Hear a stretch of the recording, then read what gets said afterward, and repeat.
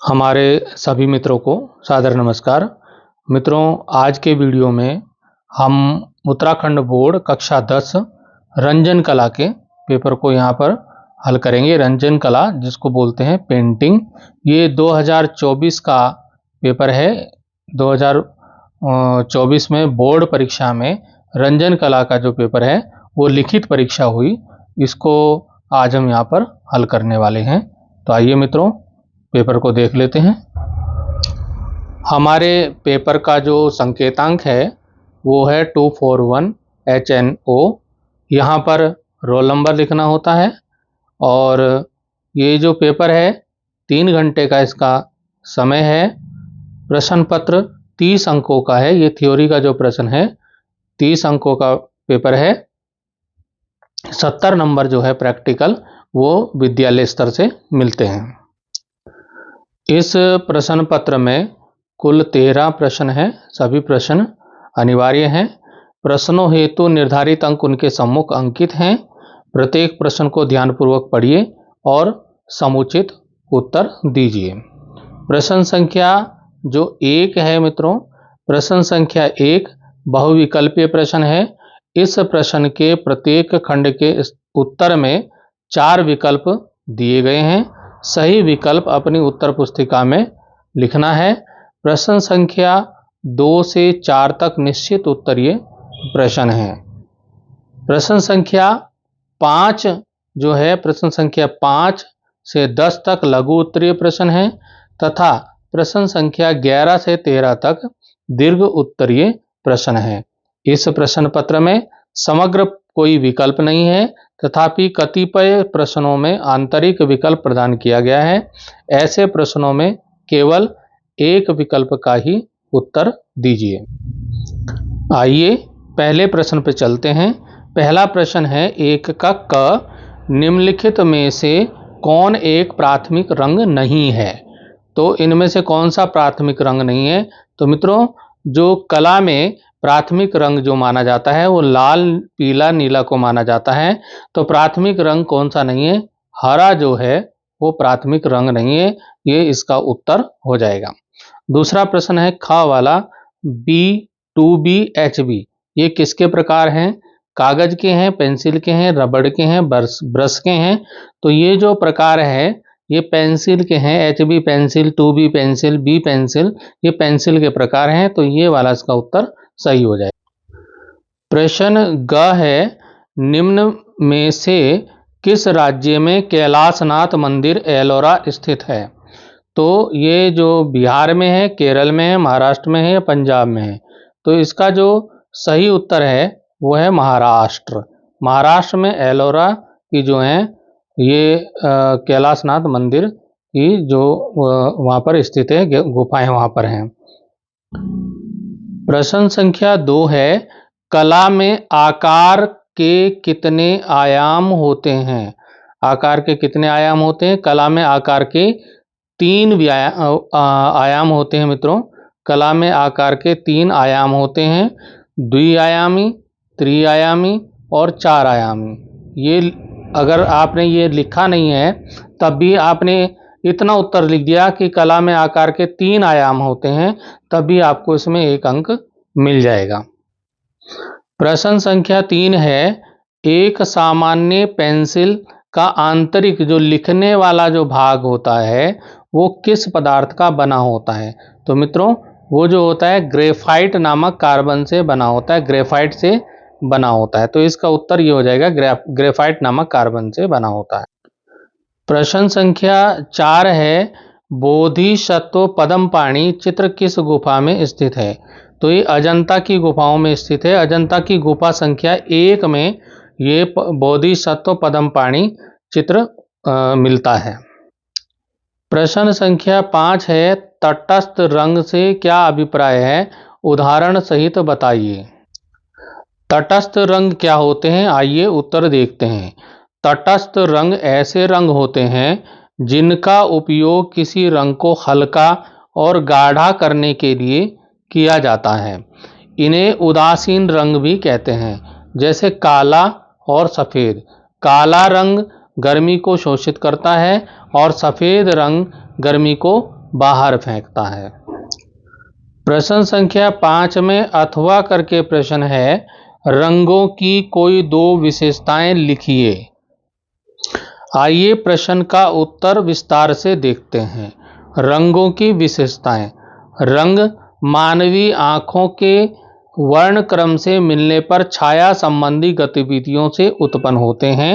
मूल रूप से इंद्रधनुष के 7 रंगों को ही रंगों का जनक माना जाता है। ये 7 रंग कौन कौन से होते हैं? लाल, नारंगी, पीला, हरा, आसमानी, नीला, बैंगनी। रंगों की उत्पत्ति का सबसे प्राकृतिक स्रोत सूर्य का प्रकाश माना जाता है। मित्रों, रंगों की क्या क्या विशेषताएं हैं देख लेते हैं। रंगों का हमारे जीवन में अहम महत्व है। रंगों का स्वास्थ्य और मन पर प्रबल प्रभाव पड़ता है। रंगों के आकर्षक वातावरण में मन प्रसन्न रहता है और उदासी दूर होती है।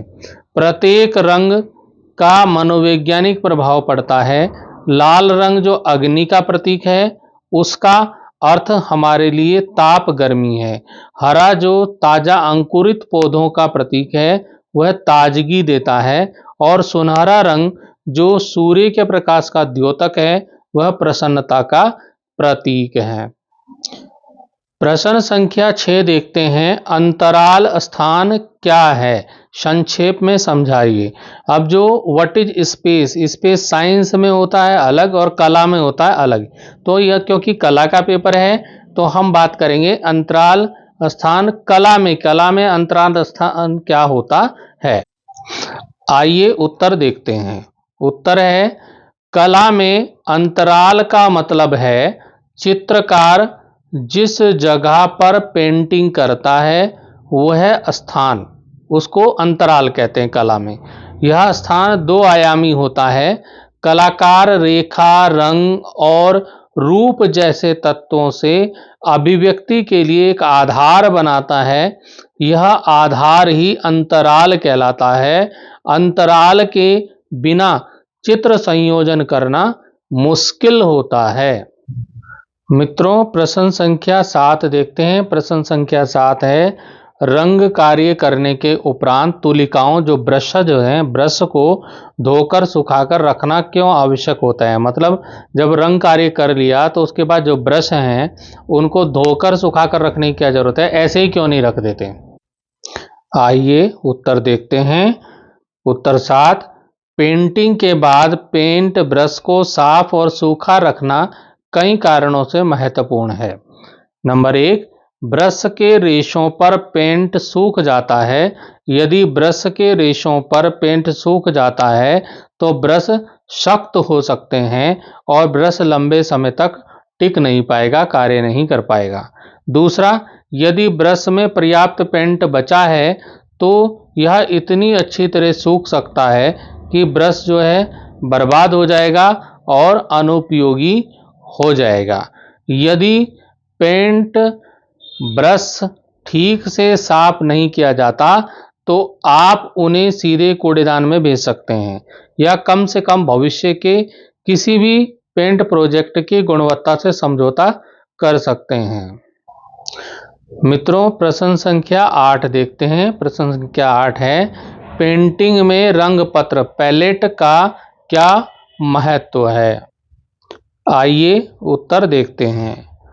उत्तर 8, रंग पैलेट 2 या 2 से अधिक रंगों को एक साथ मिलाकर नए रंग ढूंढने में आपकी मदद करते हैं। पैलेट हमें रंग की संतृप्ति, अन्य रंग योजनाएं, रंग का मूल्य, कौन सा रंग चुनना है और बहुत कुछ तय करने की अनुमति देता है। यह यूआई डिजाइनरों को उनके इंटरफेस को उज्ज्वल और रंगीन बनाने में मदद करता है। प्रश्न संख्या 9 है, अशोक के सिंह स्तंभ की संरचना का संक्षिप्त उल्लेख कीजिए। आइए प्रश्न का उत्तर देखते हैं। उत्तर नंबर 9, सारनाथ का अशोक स्तंभ और मौर्यकालीन स्तंभ कला का सर्वश्रेष्ठ उदाहरण माना जाता है। जो सारनाथ का अशोक स्तंभ है वो मौर्यकालीन स्तंभ कला का सर्वश्रेष्ठ उदाहरण माना जाता है। इसके शीर्ष पर 4 सिंह बने हुए हैं, शेर बने हुए हैं, जो एक दूसरे की ओर पीठ किए हुए हैं, एक दूसरे की ओर पीठ किए हुए हैं।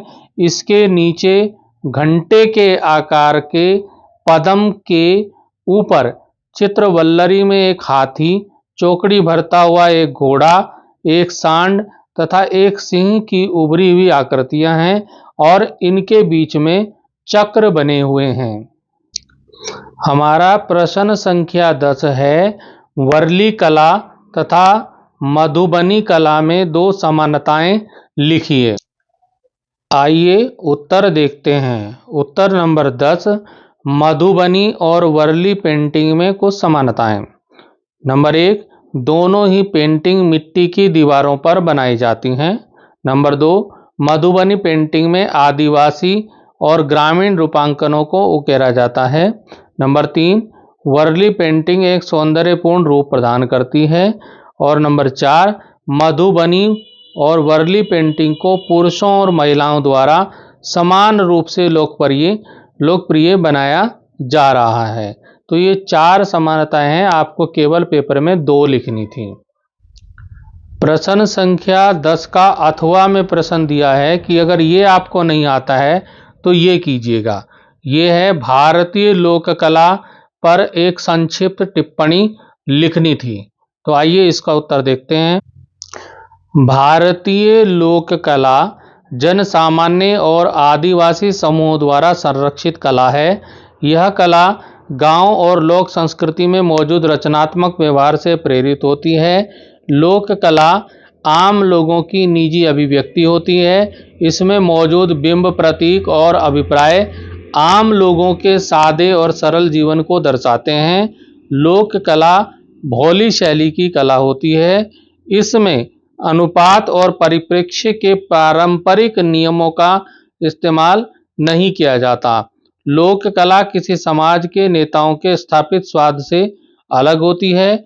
लोक कला सजावटी या उपयोगितावादी हो सकती है। इसे हर दिन इस्तेमाल किया जा सकता है और फिर इसे खास समारोहों के लिए रखा जाता है। लोक कला हस्त निर्मित होती है। लोक कला एक क्षेत्र या स्थान की लोक सांस्कृतिक परंपराओं का दर्पण होती है। भारत में सांस्कृतिक विविधता और विशिष्टता की वजह से कई तरह की लोक कलाओं का विकास हुआ है। कुछ लोक कलाओं में आधुनिकीकरण किया गया है तो कुछ में नए रंग और सामग्री का इस्तेमाल किया गया है। भारतीय लोक कला में गांवों को अक्सर दिखाया जाता है। इसमें रामायण, महाभारत, भागवत पुराण जैसे महाकाव्यों के विषयों के साथ साथ रोजमर्रा के ग्रामीण जीवन, पक्षी और जानवर और सूर्य, चंद्रमा, ग्रह और पेड़ जैसी प्राकृतिक घटनाओं को दिखाया जाता है। प्रश्न संख्या 11 है, कला के सिद्धांतों का संक्षिप्त विवरण दीजिए। आइए उत्तर देखते हैं। उत्तर नंबर 11, जब कला और डिजाइन की बात आती है तो एक मूलभूत भाषा होती है जिसमें 7 कला सिद्धांत शामिल होते हैं जो लोगों को सभी संस्कृतियों और बाधाओं के पार संवाद करने में मदद करते हैं। ये सिद्धांत किसी टुकड़े के विभिन्न तत्वों का मूल्यांकन करने के लिए महत्वपूर्ण होते हैं। वे दर्शाते हैं कि एक कलाकार अपनी रचना बनाने और अपने दृष्टिकोण को साझा करने के लिए कला के तत्वों को कैसे उपयोग करता है। जबकि कला के तत्वों में आकार, रंग, रेखा, मूल्य, रूप, स्थान और बनावट शामिल हैं। कला के ये सिद्धांत कुछ अलग हैं। कला के 7 सिद्धांत क्या हैं, आइए इनको देखते हैं। कला का जो पहला सिद्धांत है वो है संतुलन। तो जब विशेषज्ञ संतुलन के बारे में बात करते हैं तो वे उस तरीके का जिक्र करते हैं जिस तरह से एक कलाकार काम के भीतर दृश्य स्थिरता और संतुलन बनाने के लिए कला के विभिन्न तत्वों को जोड़ता है। हर कोई संतुलन के सबसे सामान्य प्रकारों सममित और असममित के बारे में जानता है, लेकिन आपने लोगों को रेडियल समरूपता के बारे में बात करते हुए भी सुना होगा। रेडियल समरूपता एक ऐसे टुकड़े को संदर्भित करती है जिसमें विभिन्न तत्वों को एक गोलाकार पैटर्न में एक केंद्रीय बिंदु के चारों ओर रखा जाता है। कला के किसी काम में असंतुलन महसूस करने के लिए आपको विशेषज्ञ होने की जरूरत नहीं है। यदि कोई टुकड़ा आपको दृश्य असुविधा महसूस कराता है तो कला के जो संतुलन का सिद्धांत है उसमें कुछ गड़बड़ी है। दूसरा जो सिद्धांत है वो आंदोलन है। आंदोलन माने गति। ठीक है, तो 7 कला सिद्धांतों में दूसरा जो है वो है गति। क्या आपने कभी किसी पेंटिंग या मूर्ति को देखा है और महसूस किया है कि वह हिल रही है? एक कलाकार ने कार्रवाई की भावना पैदा करने के लिए कला के तत्वों का उपयोग किया है, क्योंकि वे इसे अधिक जीवंत महसूस कराने के लिए टुकड़े के माध्यम से आंख को मार्गदर्शन कर रहे हैं। जो तीसरा जो सिद्धांत होता है कला का, वो होता है लय। यह सिद्धांत लगभग किसी विशेष टुकड़े के दिल की धड़कन जैसा है। यह कार्य के भीतर तत्वों की सावधानी पूर्वक दोहरावदार नियुक्ति के माध्यम से आंदोलन को इंगित करता है। यह दृश्य गति की कला के एक टुकड़े को अलग अलग भावनाएं पैदा कर सकती है, जो एक दर्शक को कलाकार के इरादों को एहसास कराती है, चाहे वो शांत हो चाहे वो उन्मत्त हो। चौथा जो सिद्धांत है कला का, वो है पैटर्न। कला के 7 सिद्धांतों में का यह घटक एक विशेष डिजाइन तत्व की पुनरावृत्ति को संदर्भित करता है। पैटर्न विविध या सटीक हो सकता है और एक टुकड़े की लय स्थापित करने में मदद करता है। दोहराव के माध्यम से कुछ भी एक पैटर्न बन सकता है, किंतु किंतु बिंदु और सर्पिल से लेकर बुनाई धारियों तक वो पैटर्न बन सकता है। जो पांचवा तत्व है वो है कंट्रास्ट। कंट्रास्ट है पांचवा सिद्धांत। कला का जो 7 सिद्धांतों को के इस सिद्धांत को परिभाषित करते समय विशेषज्ञ एक बार में बात करते हैं कि कलाकार ने टुकड़े में विपरीत तत्वों को कैसे व्यवस्थित किया। इन विपरीतताओं में प्रकाश और अंधेरा, बड़ा और छोटा, खुरदरी चिकनी बनावट और नकारात्मक और सकारात्मक स्थान शामिल हो सकते हैं। विरोधाभास के क्षेत्र आमतौर पर एक दर्शक के रूप में आपका ध्यान आकर्षित करते हैं और आप पाएंगे कि आपकी नज़र ठीक उसी ओर आकर्षित होती है जहां कलाकार उसे ले जाना चाहता है। तो इसको कहते हैं कंट्रास्ट। अब बात करते हैं जो छठा सिद्धांत है वो है एकता। यदि कला के 7 सिद्धांतों में से प्रत्येक तत्व किसी दिए गए टुकड़े के भीतर सामंजस्यपूर्ण है तो दर्शक को काम को देखते समय पूर्णता की भावना होती है। कलाकार चाहते हैं कि उनकी पेंटिंग या कलाकृति एक रास्ता में पड़े बिना संपूर्ण लगे। एकता और विविधता के बीच संतुलन होना चाहिए, अन्यथा कोई टुकड़ा बहुत उबाऊ या बहुत अराजक लगेगा। जो 7वां सिद्धांत है वो है जोर।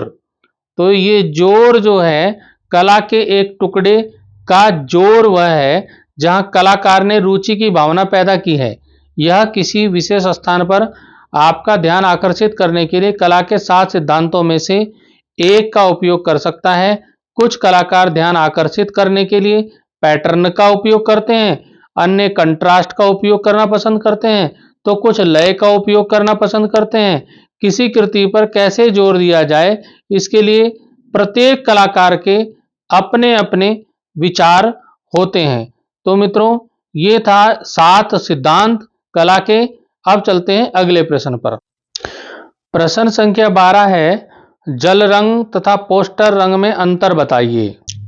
आइए जल रंग और पोस्टर रंग में अंतर देखते हैं। उत्तर नंबर 12, जल रंग और पोस्टर रंग दोनों ही पानी आधारित रंग होते हैं।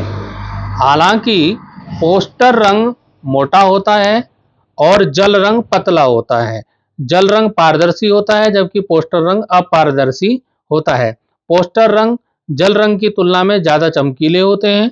जब कागज पर लगाए जाते हैं तो वे अपने नीचे के रंगों को ढक देते हैं, इसलिए ये हाईलाइट बनाने और पेंटिंग में बढ़िया विवरण जोड़ने के लिए अच्छे विकल्प होते हैं। ये गहरे रंग की पृष्ठभूमि पर पेंटिंग करने के लिए भी अच्छे होते हैं। जल रंग जो होते हैं, जल रंग बारीक पिसे हुए पिगमेंट से बने होते हैं। बारीक पिसा हुआ जो पिगमेंट होता है उससे ये बने होते हैं। वहीं पोस्टर रंग के जो पिगमेंट होते हैं वो बड़े होते हैं, इसलिए जल रंग ज्यादा पारदर्शी होते हैं और पोस्टर रंग ज्यादा अपारदर्शी होते हैं। जल रंग को पानी के साथ घोलकर इस्तेमाल किया जाता है। जल रंग से काम करने का चलन बहुत पुराना है। पोस्टर रंग आमतौर पर छोटी बोतलों में और कभी-कभी ट्यूबों में भी बेचे जाते हैं।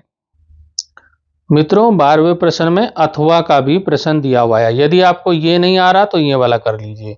तो अथवा वाला देखते हैं। ऑयल पेस्टल रंगों को इस्तेमाल करने के कोई 2 फायदे और नुकसान लिखने हैं। तो आइए देखते हैं। ऑयल पेस्टल के कुछ फायदे और नुकसान। ऑयल पेस्टल का इस्तेमाल क्रेयॉन की तरह किया जा सकता है और जो इनकी मक्खन जैसी बनावट एक्रेलिक कलाकृतियों को चमकदार बनाती है। दूसरा, ऑयल पेस्टल में मौजूद ऑयल बाइंडर पिगमेंट की तीव्रता बढ़ाता है। इससे कला में रंगों की संतृप्ति मजबूत होती है। नंबर 3, ऑयल पेस्टल में रंगों की परत बनाने और उन्हें मिलाने की क्षमता होती है।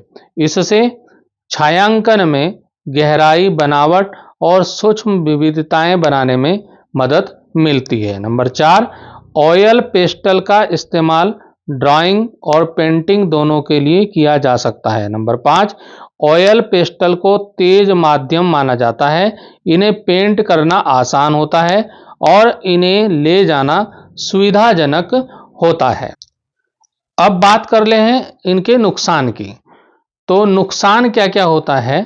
ऑयल पेस्टल में जहरीले रंग द्रव्य हो सकते हैं, हालांकि इनसे केवल अंतर्ग्रहण से खतरा होता है। नंबर 2, ऑयल पेस्टल गंदे हो सकते हैं। रंगों की आदत होती है कि वे पेस्टल रंग में घुल जाते हैं, इसलिए ऑयल पेस्टल का इस्तेमाल करते समय पुराने कपड़े पहनने चाहिए और हाथ में कुछ पेपर रोल या किचन टॉवल वगैरह रखना चाहिए। नंबर 3, ऑयल पेस्टल की तेलीय जो बनावट है वो गहरे रंगों को धुंधला बनाती है। इससे जो हल्के रंगों को बढ़ाना मुश्किल हो जाता है। मित्रों, आइए प्रश्न संख्या 13 को देखते हैं। प्रश्न संख्या 13 है, मधुबनी कला का संबंध किस राज्य से है और मधुबनी कला की प्रमुख विशेषताओं का उल्लेख कीजिए। आइए उत्तर देखते हैं। उत्तर नंबर 13, मधुबनी कला बिहार के मिथिला क्षेत्र की एक लोक कला है। इसे मिथिला चित्रकारी भी कहते हैं। इसकी शुरुआत बिहार के मधुबनी जिले में हुई थी। मधुबनी का मतलब होता है शहद का जंगल। मधुबनी कला की कुछ विशेषताएं निम्नलिखित हैं, तो आइए उनको देख लेते हैं। कौन कौन सी विशेषताएं हैं मधुबनी कला में? इसमें नंबर 1, इसमें चमकीले रंगों, ज्यामितीय पैटर्न और शैलीबद्ध आकृतियों का इस्तेमाल होता है। नंबर 2, इसमें विभिन्न हिंदू देवी देवताओं की छवियां बनाई जाती हैं। नंबर 3, इसमें महिला कलाकारों की मुख्य भूमिका होती है। नंबर 4, इसमें प्राकृतिक रंगों का इस्तेमाल होता है। नंबर 5, इसमें कोहबर शिव पार्वती विवाह, राम जानकी स्वयंवर, कृष्ण लीला जैसे विषयों पर पेंटिंग बनाई जाती है। नंबर 6, इसमें दीवारों, फर्श और फर्नीचर को सजाने के लिए इस्तेमाल किया जाता है। मधुबनी जो है, मधुबनी कला की शुरुआत रंगोली के रूप में हुई थी। बाद में इसे कपड़े, दीवार और कागज पर बनाया जाने लगा। मधुबनी कला बिहार की एक बहुत ही विश्वविख्यात चित्रकला शैली है। प्रश्न संख्या 13 में अथवा भी दिया हुआ है। यदि आपको ये मधुबनी वाला नहीं आ रहा है तो आप ये दूसरे वाला कर लीजिए। इसमें भारत में उस राज्य का नाम बताइए जहां वर्ली पेंटिंग की शुरुआत हुई थी। वर्ली पेंटिंग का प्रकृति से क्या संबंध है, समझाइए। तो आइए इसका उत्तर देख लेते हैं। मित्रों, महाराष्ट्र में वर्ली पेंटिंग की शुरुआत हुई थी। वर्ली शब्द मुंबई के उत्तरी बाहरी इलाके में पाई जाने वाली सबसे बड़ी जनजाति से प्रेरित है। वर्ली पेंटिंग की यह कला मुख्य रूप से महाराष्ट्र में उत्तरी सह्याद्री रेंज में रहने वाली जनजातियों द्वारा प्रचलित है। वर्ली पेंटिंग की उत्पत्ति का पता 10वीं शताब्दी ईस्वी में लगाया जा सकता है, लेकिन इसे जो पहचान है 1970 के दशक में मिली। वर्ली कला वास्तव में कला का एक विकसित संस्करण है, जिसे 500 ईसा पूर्व मध्य प्रदेश में भीमबेटका की गुफाओं में चित्रित किया गया था। वर्ली पेंटिंग आदिवासी कला है। वर्ली पेंटिंग क्या है? आदिवासी कला है और इस श्रेणी में पालघर जिले के दहानू, तलसारी, जव्वार, पालघर, मोखदा और विक्रमगढ़ जैसे शहर शामिल हैं। वर्ली जनजाति महाराष्ट्र क्षेत्र की सबसे बड़ी जनजातियों में से एक है। ये मुंबई के बाहरी इलाके उत्तर सह्याद्री क्षेत्र में रहती है। जनजाति की महिलाएं स्वदेशी पेंटिंग करती हैं। इस कला को वर्ली ट्राइबल वॉल पेंटिंग कहा जाता है। तो मित्रों, इस प्रकार से हमने आज के वीडियो में उत्तराखंड बोर्ड कक्षा 10 रंजन कला पेंटिंग के पेपर को देखा, जो कि 2024 का बोर्ड परीक्षा का प्रश्न पत्र है। और 2024 से उत्तराखंड बोर्ड में पेंटिंग के पेपर में जो थ्योरी का 30 नंबर का लिखित परीक्षा होने लगी है। पहले चित्र बनाने के लिए आता था, लेकिन अब थ्योरी इसमें 30 नंबर की लिखित परीक्षा जो प्रश्न उत्तर आते हैं, अब चित्र बनाने के लिए नहीं आता है। तो इस पेपर को हमने यहाँ पर हल किया जो 2024 में आया। आगे के लिए आपके लिए ये पेपर सहायता करेगा, मदद करेगा। तो आप इस वीडियो को आपने देखा, अपने दोस्तों में भी इसको शेयर कीजिएगा और फिर मिलेंगे अगले वीडियो में। अभी के लिए धन्यवाद।